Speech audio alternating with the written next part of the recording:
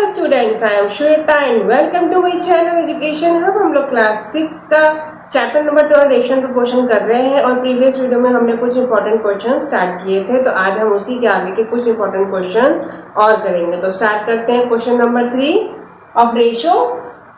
There are 45 persons working in an office.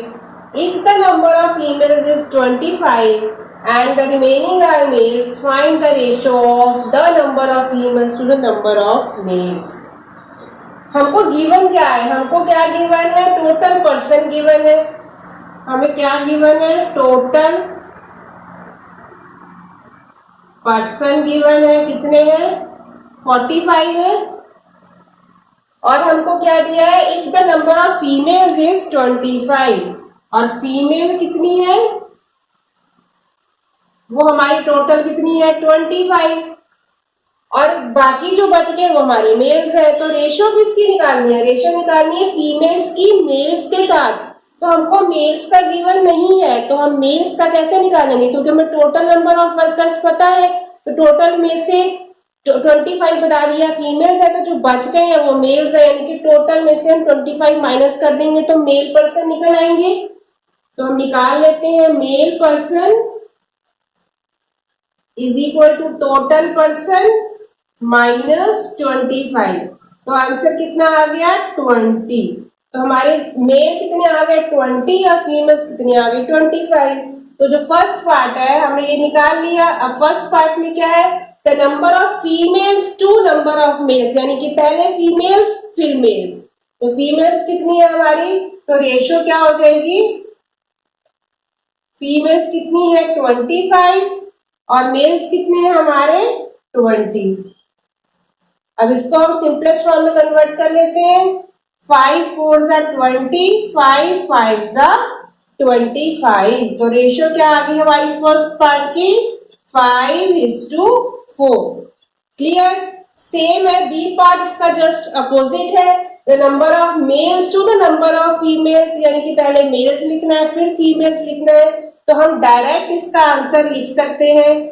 इसमें हमारी ratio क्या हो जाएगी? सेकंड पार्ट में 20/25।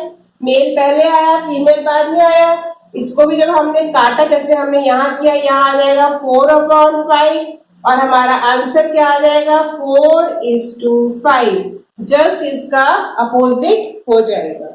तो आई होप आपको ये क्वेश्चन भी क्लियर हो गया है। अब हम नेक्स्ट क्वेश्चन करते हैं।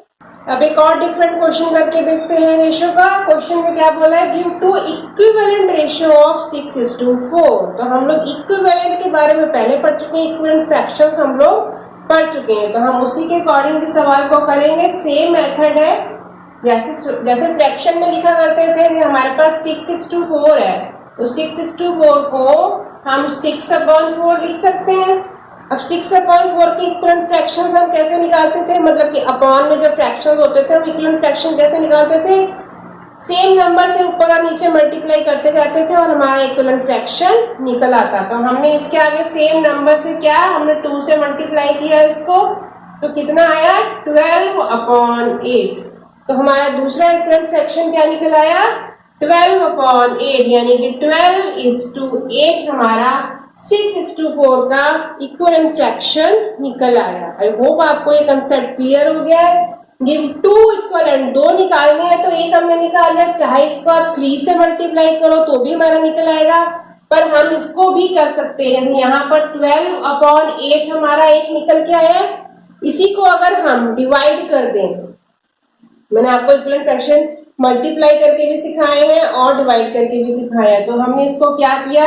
इसको डिवाइड किया 3 से नहीं करेंगे, 2 से 2 4 8, 3 4 12, 3 से नहीं जाएगा, 4 3 4 से करें इसको डिवाइड, ऊपर भी और नीचे भी हम 4 से डिवाइड करेंगे तो कितना आएगा? 4 2 4 3 12, और यहाँ कितना आएगा?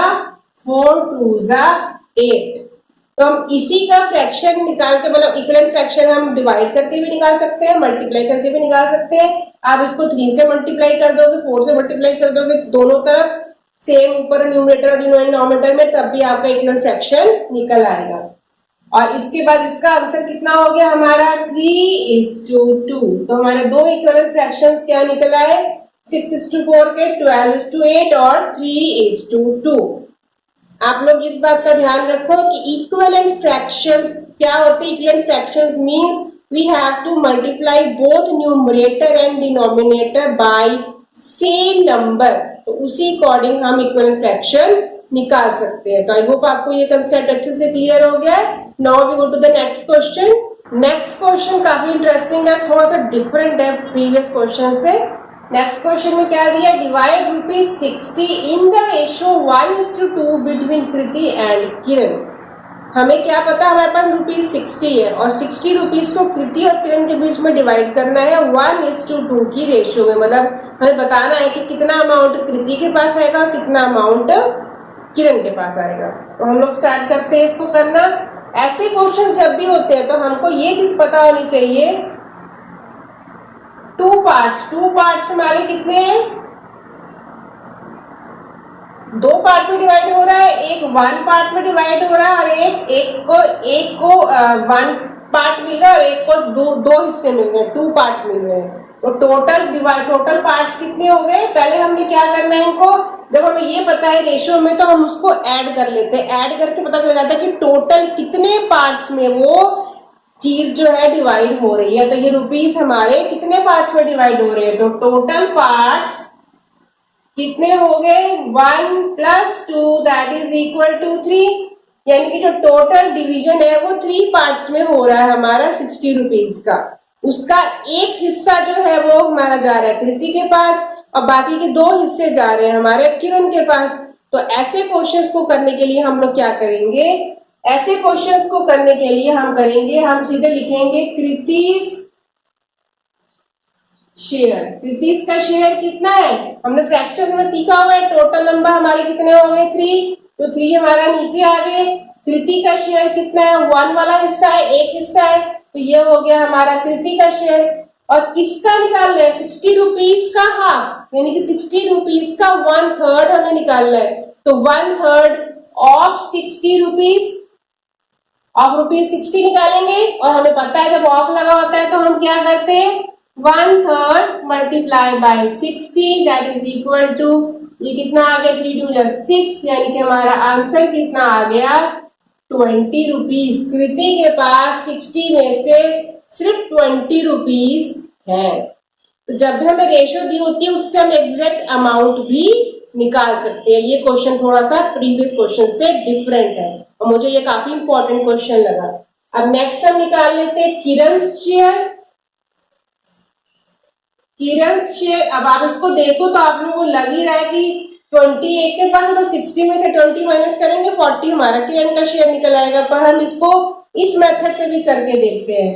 किरण के पास कितना शेयर है, 3 का सेकंड पार्ट है, यानी कि 2/3 हो गया, 2/3 ऑफ 60, तो कितना हो जाएगा 2/3 ऑफ मल्टीप्लाई बाय 60, तो कितना आ जाएगा, यहाँ पर वैसे कट गया तो क्या बचा 2 2 4 दैट इज इक्वल टू ₹40।